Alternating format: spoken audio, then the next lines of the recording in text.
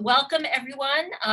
For those of you that haven't attended one of our Funding Fridays webinar series before, welcome to our final Funding Friday webinar for the 2021-2022 academic year. I am Effie McLaughlin. I'm the Director of Grants and Research Programs in the CUNY Central Office of Research. And a couple of years ago, during the pandemic, in partnership with my sponsored research colleagues across CUNY, such as Linda and Adam Greenberg, who are in the room, and also with the Office of Library Services, and also the CUNY Research Foundation Office of Pre-Proposal Support, we developed this webinar series to create a living resource for research development, support, and information for researchers at all levels across the university, of which this is a really good example because this is specifically directed towards postdocs. So we try to, reach faculty in the sciences as well as faculty in the arts and humanities. And if you check out our website, actually CUNY, what am I saying? My colleague Remy Dar is also on the call. Remy, if you would just throw up the website, we've got a whole couple of years of resources of webinars and presentations about various different funding opportunities. Sure. You mean the limited submission website? No. I just mean the Funding Fridays website link. Yeah, sure. Yeah, thank you. So I should let you know that all of these webinars are recorded and made on the Office of Research website. So if you're not comfortable having your face or your voice, please keep your cameras and your microphones off. And we encourage you to provide feedback on this webinar. Both during the webinar and also reach out to us afterwards. And also I'm actively looking for topics for our next 2022-2023 season of Funding Fridays. So if any of you have any suggestions or ideas, please reach out to me. And I've been very responsive and hope we've been able to put together a great number of different panels on different topics. So that we'd be happy to hear your ideas. So today's presentation is about the new NSF-funded Transpire postdoctoral mentoring program with the PI, Linda Vigdor, who is the Associate Director of Proposal Development at the Advanced Science Research Center. Just a little bit of housekeeping before Linda starts. The presentation is fairly short. Linda's just going to provide an overview of the program, and then we're going to open it up to questions from you. And Linda has a hard stop because she actually has a career boot camp after this. So we're going to try to end around 1:50. But as I said, we are always available. We'll put our emails in the chat, and you're always welcome to reach out to any of us if you have any additional questions. So please do. I'm going to monitor, both my colleague Remy Dar and I are going to monitor the chat. So if you have any questions while Linda's presenting, we're a fairly small group. You could actually even just probably ask her during the presentation. But certainly if you have any questions, please do put them in the chat and we will make sure to get to any, all of the comments and questions in the chat, either at the end or during the presentation. So just allow me to briefly introduce our speaker. Dr. Linda Vigdor is an artist with an MFA in Fine Art and Costume Design. She also has a PhD in Educational Psychology from the University of Illinois at Urbana-Champaign. And she held a postdoc at the University of Arizona focused on art and technoscience collaborations. She joined the ASRC in 2015, and during that time has created many workshops and programs. Probably her best known is the NSF Career Boot Camps, which led to 14 new career awards for CUNY faculty. And many other career type or regular awards from other agencies. And she actually just, she's going to tell you about this. This is the point of this, but she is the PI on this new grant that's specifically focused on postdoc training. So we're very excited to invite Linda to this webinar and hear her talk about the program. Thanks so much, Linda. And if there's any other members of your team that are here, such as Josh Brumber or Adam or anyone else you want to introduce, please do that. Yes. So welcome everybody. So yes, we're here to give you another overview of this program and answer any questions you have. So this is actually the Transpire team. So I am, yes, the PI, but we have Joshua Brumberg, who is the Dean of the Sciences at the GC and also the Interim Director of the ASRC. So he is here today in a box that you can see. And then also Dr. Rose Wesson, who is the Associate Provost for Research at CCNY, and she'll be here maybe around 1:30. There is an advisory board, which I will illuminate a little bit later. And these are people who will also be, they'll sort of be advising on some of the content for the program, but also will be the board through which postdocs will be able to give presentations, get additional mentoring from an array of senior faculty. And then I have so far lined up 4 faculty fellows, which are either assistant professors or recently promoted associate professors, who will join a specific group and provide additional mentoring and also help diversify the fields that will be represented within any kind of group. So Joshua Plotnick is also here today, but he is a black box, so you can't see him. He is an assistant professor of psychology and cognition across species at Hunter College, and his focus is on elephants. So generally, this is a really broad overview. So there is a pedagogical model for this postdoc training with the idea of, oh, actually, let me interrupt. So Kevin Gardner, who is, where'd he go? Right here, Linda. Sorry for the Oh. late arrival. We had a Oh, there CCNY you are. command. Yep. Yeah, so I was just introducing people. So Kevin Gardner is professor of structural biology, head of the structural biology initiative at the ASRC, and on the advisory board of our program. So great that you could make it as well. Yes, I'm just giving a broad overview of the model. So the pedagogical model is really broadly, it integrates practices from team science, reflective practice, and adult learning theories to sort of inform how we design what we're calling transdisciplinary boot camps, which means that within a small group of people, there will be people from many different disciplines. And the core activities really involve guiding postdocs in developing research questions, engaging in iterative writing, and presenting ideas to a panel of senior faculty.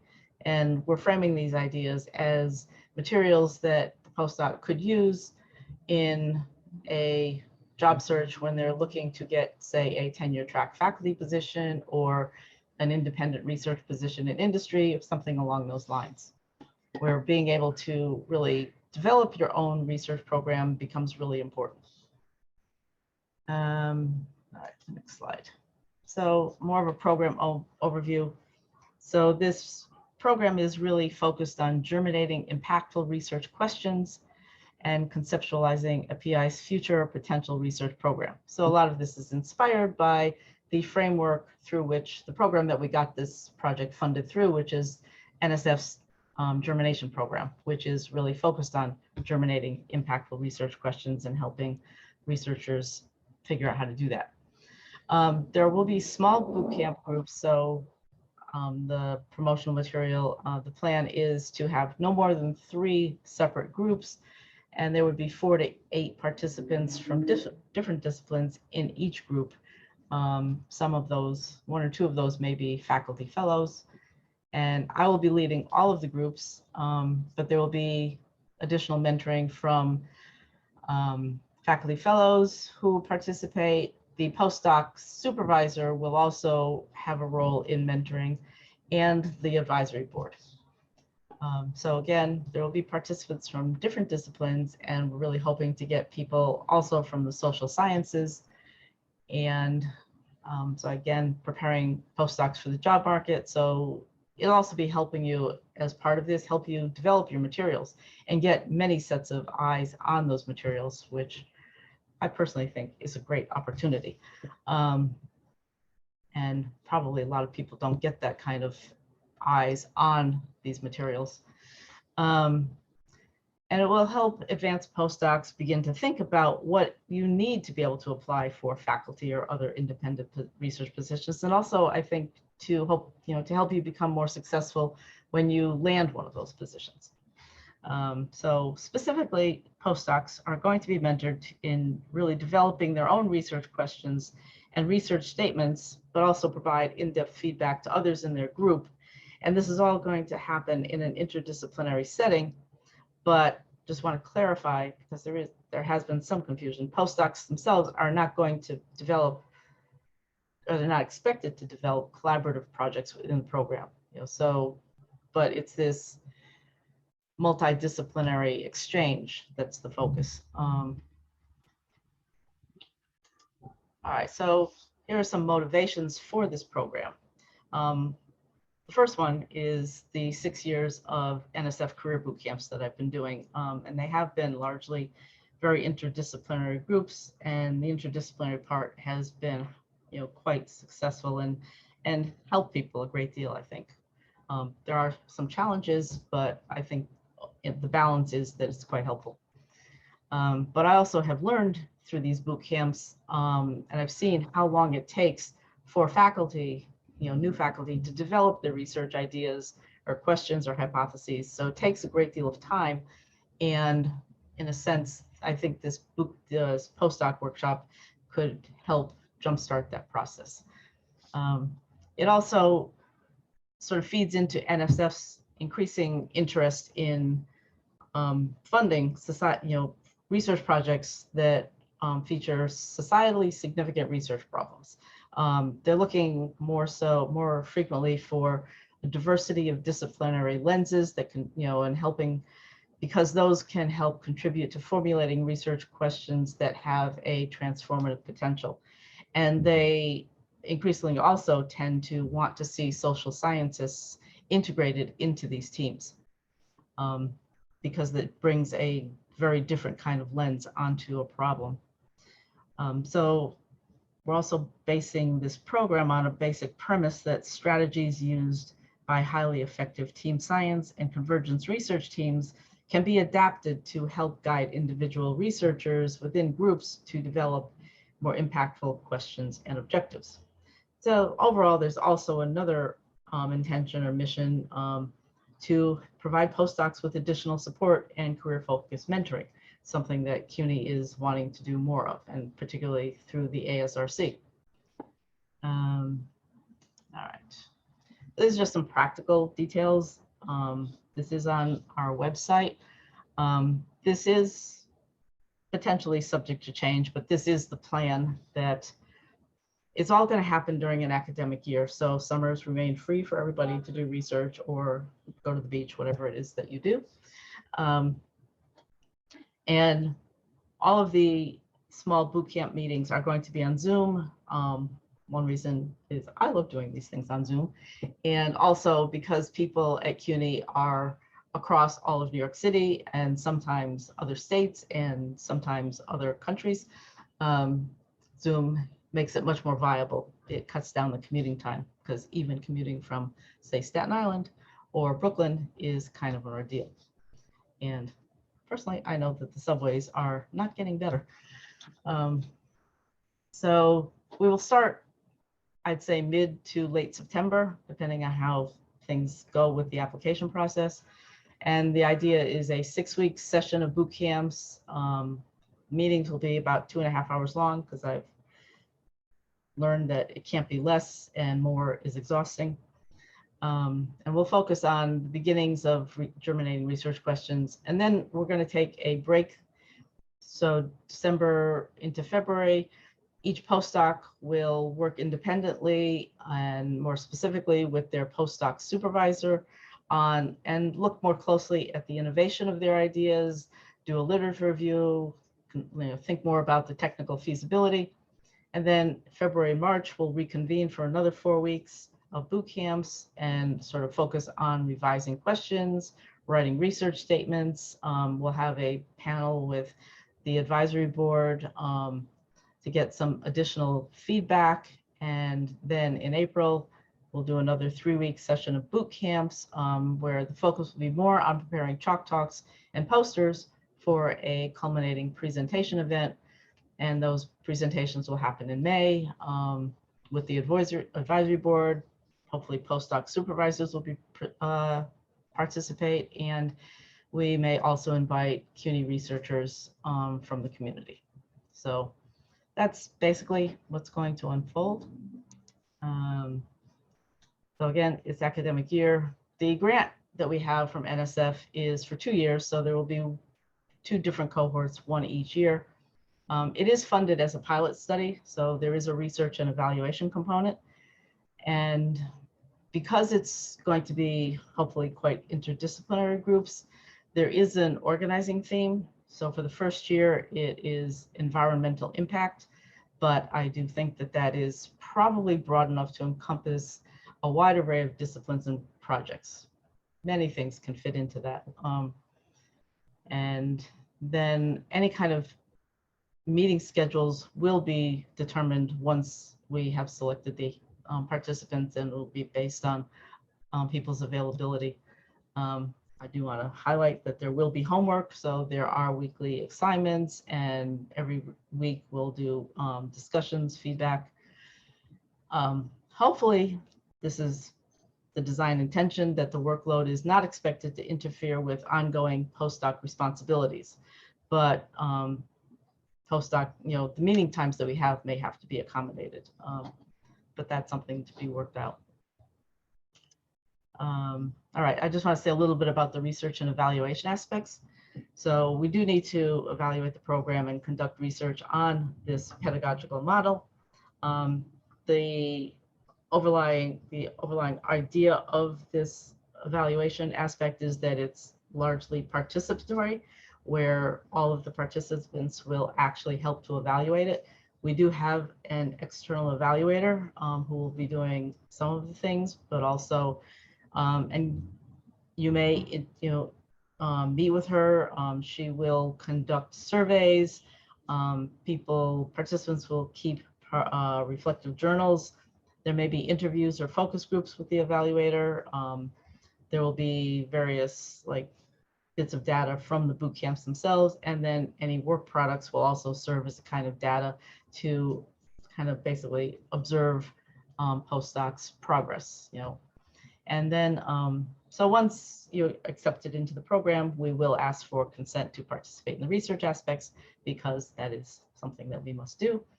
And, we do have IRB approval for the project, which is the Institutional Review Board, to do research with human subjects. And it's a bit of a bureaucratic ordeal, but it must be done. So eligibility, it is open to any CUNY postdocs. Ideally, you will be at a stage where you are at least thinking about moving on to your next more independent position. It is possible that research assistant professors would be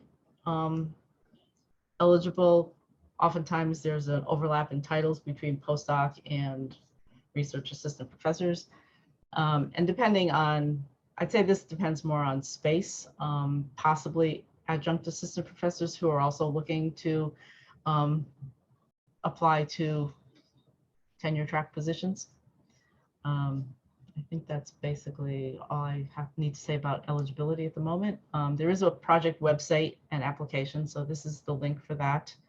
Currently, the application deadline is June 14th. I will see if that needs to be extended.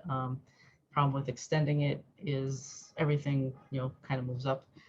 But I also recommend that you don't wait till the last minute to start the application, because there is information that probably will take you time to gather.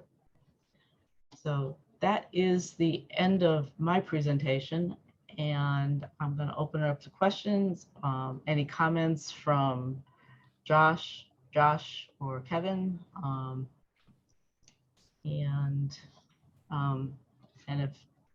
actually have the first question. So the application, you will, when you look at it, and there is a preview of the application, and we do ask for a letter of support from postdoc supervisors. And so the question is, why do we ask for that? Does anybody know the answer? I think it makes sense to make sure that your PI is on board with it from a postdoc perspective, because Yes. it requires some time, Yeah. focusing on something else. So to me, that'll make sense. Yeah, because you would be focusing on a different, your own work really. It's not really meant to take time away from your postdoc, but you may need to adjust your schedule. They may need to know where you are, things like that. And we also do hope that the postdoc supervisor will also help mentor you. So there are things we are asking of that person as well. So yeah. So Linda, you probably needed this for the NSF proposal itself, but do you have a rough idea of how many postdocs there are across CUNY? And how, and I mean, actually, maybe Maruna should even introduce herself. I don't know, for those of you in the room that don't know Maruna, she's the president, director, leader of the CUNY Postdoc Association. So, Yes, I am. Thank you, Effie, for introducing me. Yes, I am the president of CUNY Postdoctoral Association. We started in 2020, and since then we are kind of in between the postdoctoral community and the CUNY Office of Research and the Research Foundation. So we are now in contact with 148 postdocs.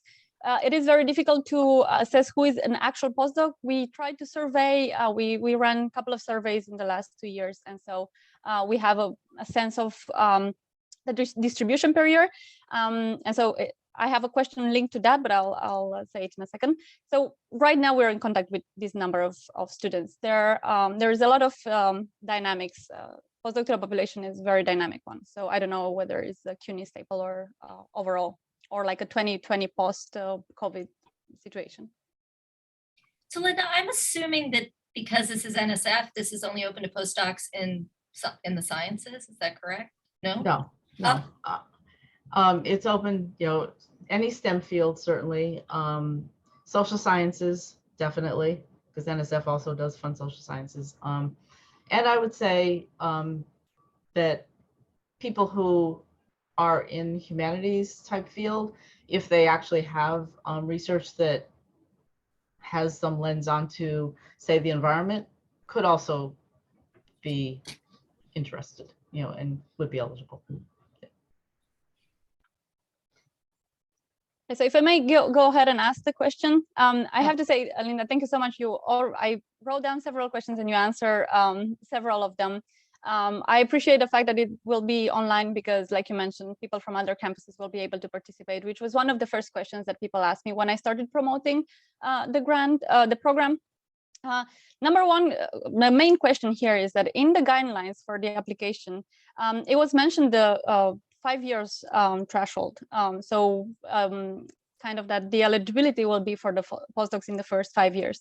Now, as I mentioned before, from the surveys that we ran, the distribution of the postdocs, at least the ones that we contact with, they're in 2 peaks. They're the 1 year, 2 year, 3 years postdoc, and then there are a bunch, there's second peak that are 5 years plus, 5 years to 7 years.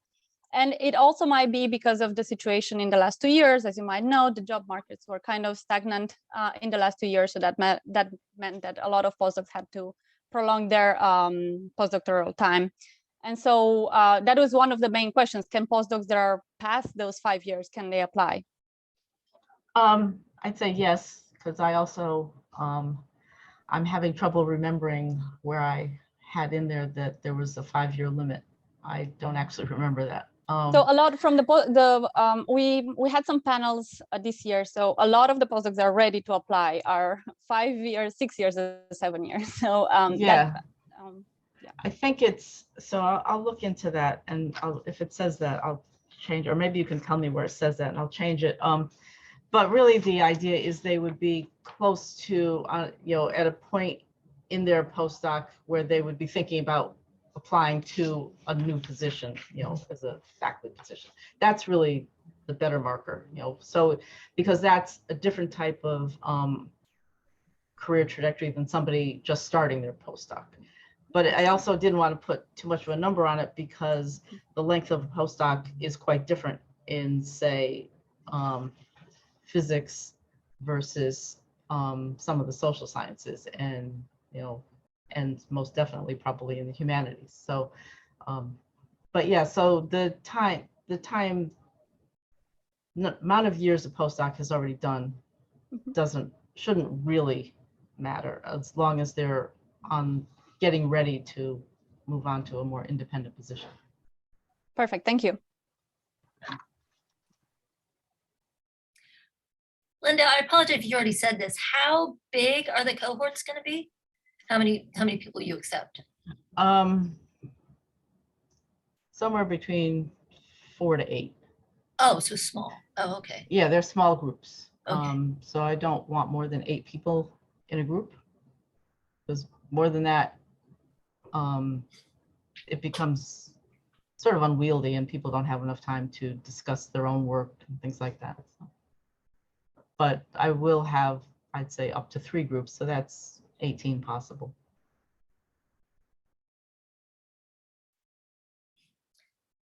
The next thing I would like to ask, and if there are other questions, feel free to step in. I can save them for later.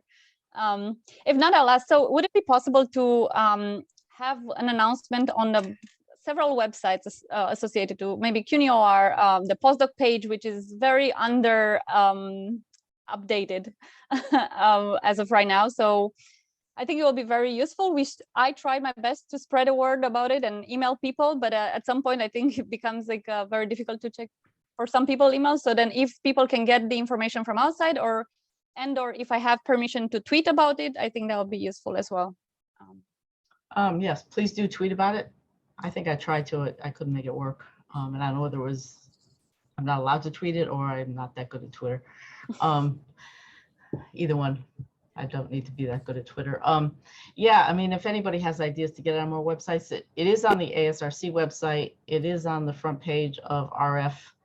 I agree that it would be great to get it on the postdoc page. I don't know how to do that. I can reach out to the people that can do that. Okay. If you have a flyer or something, that would be fantastic. I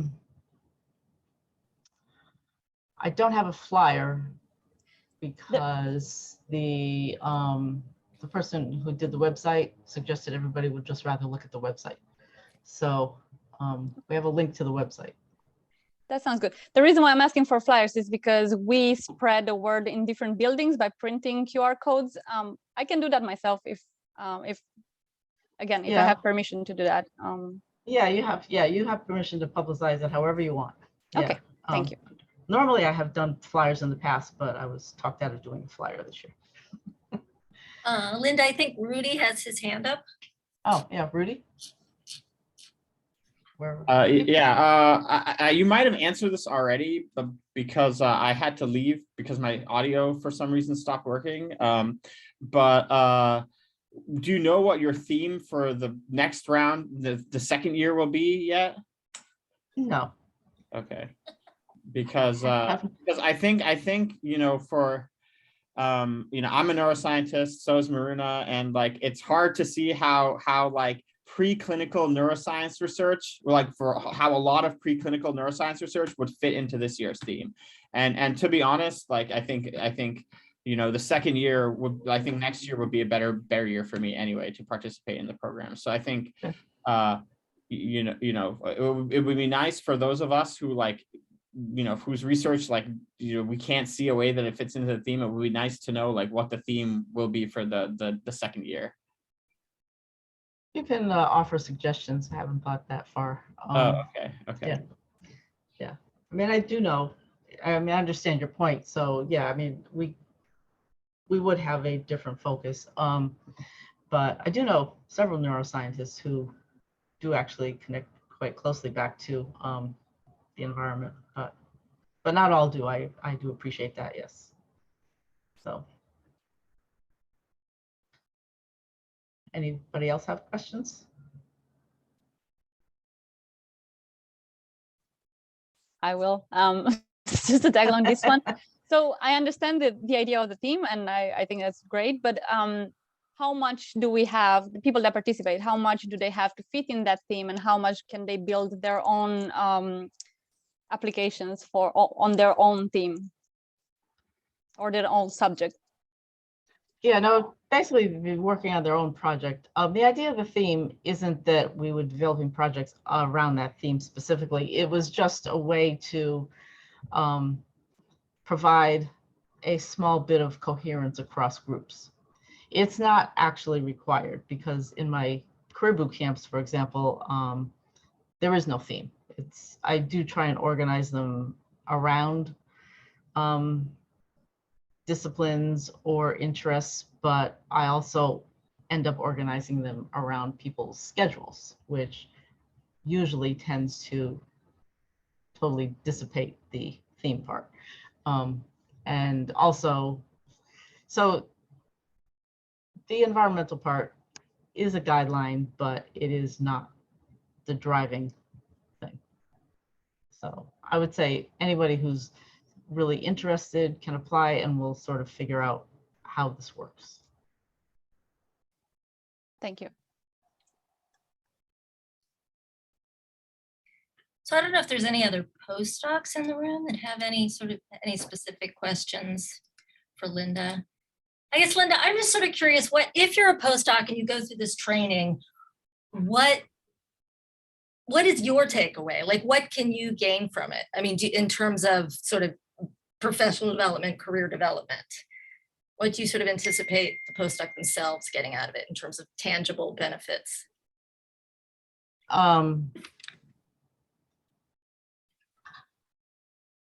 I'd say there's two different answers to that question. One is like the most tangible things is they would come away with hopefully some well-developed materials, such as a poster, a chalk talk, things like that. But I think this sort of less intangible aspect is, and actually they would have probably a good start on developing an independent research program, because they would have, that's basically the basis for developing research questions. You have to have a research program for a question, right? And so it's both tangible and intangible in that sense. And also, and that's going to actually develop in sort of getting more familiar with the practice of developing these questions and thinking through the various elements of a research project and program, and also being able to discuss it with people who are outside of their own field, which is both really exciting and also can be quite challenging. And how do you do that? And what aspects, how do you contribute good feedback to people who are outside of your field, and how do you like get feedback from people?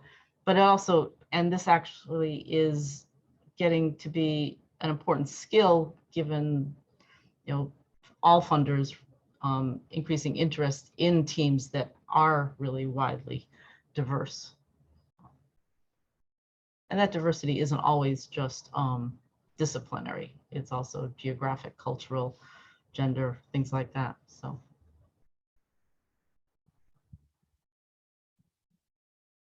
It's in some ways, an example is the way a chemist will look at a problem of solving a water pollution problem might be quite different than the way a behavioral psychologist looks at it. And both of those perspectives might be needed to investigate the problem. I think we're going to go to Ryan, if that's okay, Maruna, since he has that question. Ryan, you have a question? Hello, everyone. So my question is in regards to the model for this program. It seems like it's modeled after the NSF's Convergence Accelerator program, where they take cross disciplines, and it seems like that's what you're trying to accomplish here, right? I saw your qualifications for this program, and I don't know if I particularly qualify for that, and I may have to connect with you offline.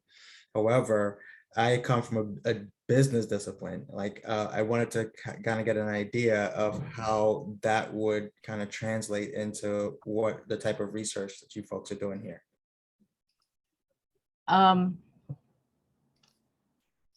If it overlaps, I would answer a couple of parts of this. If it overlaps with the NSF Convergence, it's coincidental but also because I do follow a lot of what NSF is doing with Convergence, there probably is a connection there. In terms of business, it's not so much the types of research we're doing, it's because it's all focused on, each postdoc will be pursuing their own research. So it's, as long as it's, I'd say focus more on, I don't even know that it is necessarily basic research, but there has to be a strong research component to the work that you're doing. And you need to be focused on developing research ideas. But it's not that it has to fit with research that anybody else is doing specifically. I don't know, did I answer your question in a way that makes sense? I think so. Okay. Maruna, do you want to ask your question? Very general question. So since this is an NSF-sponsored program, is there any immigration limitation? Because a lot of our postdocs are on some sort of visa. No, there's Okay. no. Right. And then the second question is, what happens since it is targeted towards the people that are on the job market or they're planning to be on the job market? What happens if they get a job in the middle of the program?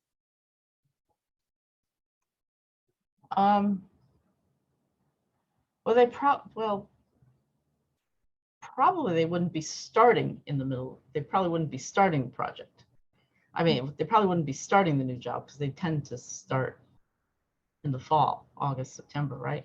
So it might be beneficial for them to stay because, you know, it could help them think about any kind of grant they want to apply for when they start their new job. In some ways, you could also think about this as kind of getting a little bit of a jump start on, for example, if they got a tenure track position and wanted to apply for an NSF Career Award. It could be a bit of a jump start there. That would be, probably that's my best answer there. Kevin? Yeah, Linda, to this point, if there are any postdocs who go through the process and are given jobs, especially if they go through an academic process, it'd be fantastic for them to come back and be sure to relay their experience, especially with the very heterogeneous experience of the chalk talk, which varies very widely from place to place and site to site. And I think the more people hear what can go on at some of these, that much the better. So that'd be a wonderful thing to add in if the timing's right. Thanks. Oh yeah. Yeah, really. It's a good point. And if somebody does get a job, they can sort of become like mentors. They can bring champagne for their own celebration too. Yes. That's right. Yes. So Linda, are you open sort of jumping off a little bit off of Brian's question and Rudy's question? If there's any postdocs that are uncertain if they might sort of fall between the cracks, either in terms of sort of their disciplinary work or the themes, are you open to have them reach out to you, and maybe if they send you like an abstract or sort of what that you would be willing to talk to them about it? Sure. Yeah. I have my email right here. Yeah, and Effie, I would say that's a general theme is, you know, for postdocs that are not sure whether for this program or for anything, you know, don't reject yourself, let them reject you, because the one thing that's guaranteed, if you don't apply, you can't get. Yeah. So, you know, apply and you know, it just goes good practice for whatever you're doing. Yeah, you know, think about it as, you know, it's kind of good practice to get more comfortable with the idea of like, which apparently is horrifying to PIs, to talk to your program officer, you know, so it's good to talk to people and ask questions. So, yeah.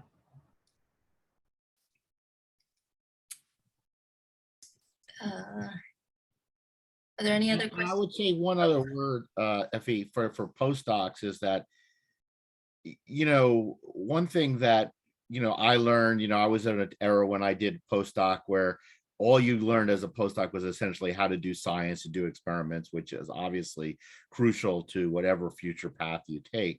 But when you wind up in a job as an assistant professor and moving on, there are many other soft skills that are necessary, and collaboration, being able to talk outside of your silo, conceptualize your problems such that, you know, undergraduates who might not understand the science to the extent that you do could be effective assistants for you in the lab, because you might not be able to have funding for a postdoc or grad student or recruit one immediately. So I think programs like this are really useful for postdocs. If they want to go into academia, great. but as we've heard, and I know Maruna's trying to put together a panel, you'll hear similar things for people that go to industry. Often PhDs in industry are supervising a team with disparate backgrounds and disparate skills, and learning the skills to talk across those silos or interact with people in marketing or business, whatever. These are very valuable skills. So I think if a postdoc is on a fence, whether or not this will be beneficial for them, obviously I would recommend that you apply to the program. Yeah, I think Josh summarized it quite nicely. Yeah. Well, it's just about quarter of. Are there any other questions from the room? Any of the other participants? Anybody have any comments? I do have a suggestion. I just looked online, and it is from like looking at the ad, it is guiding towards the idea of environment. So if I wouldn't have been here, I probably wouldn't have applied, because I have, like Rudy said, I don't do environmental science. And so it looks, by even the picture that is there, and then the first line, it says is geared towards postdocs that are working in that field. So I feel that is a huge point of like people like turning away from it. Maruna, that wasn't the blood vessels at the back of the retina?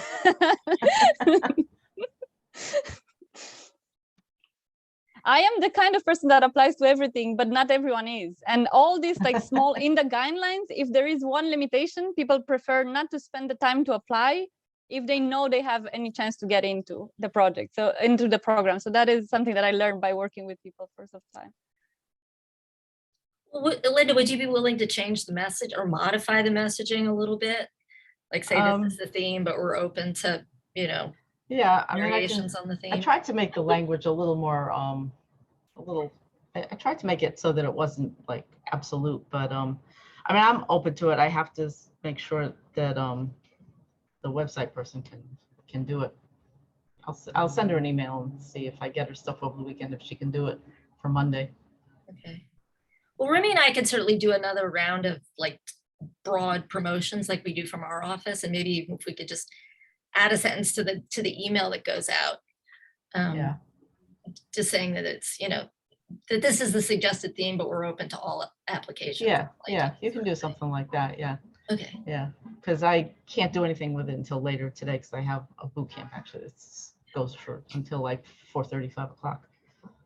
Of course. And so last thing that I think would be useful, I was planning to write an email right now after this to highlight the key points and to the postdoctoral community. And I was thinking, like, if you can share the slides, I think that will be also something that people might that might help people making their decision. Just because, again, like, it was very nice and explicit. I appreciate the style of the presentation a lot. Okay. Do you want me to send the slides to you directly? And why don't you put your email in the chat if you don't mind? Or yeah, I mean, we'll put them on the Funding Party's website, but I think all ways to sort of distribute information about this are good, particularly since the deadline is coming up. Or you can just email me your email if you want.